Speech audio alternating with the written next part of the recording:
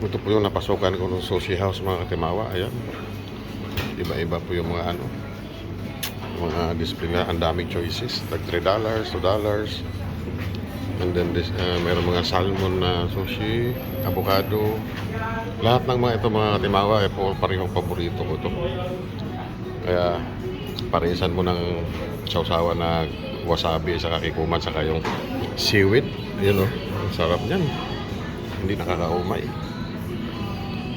Saka talagang madaming mga kumakain dito mga katimawa. Kaya ako rin napaparami din ako ng kain. Tikiman time na po tayo. Ang dami pong bumibili mga katimawa. Maya ano lang no? Kaya ako tikiman time lang ako rito. Konti na lang natira sa akin.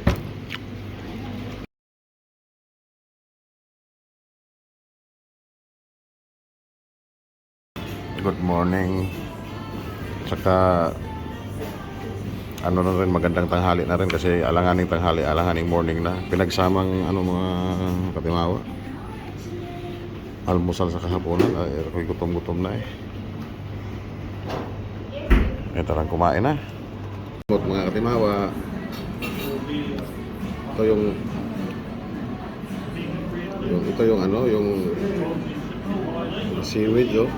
Okay, pakita mo yun. Ayan. Sarap nito. Nalagay ko ng wasabi sa kakikuman. Ay, sarapin. Aber.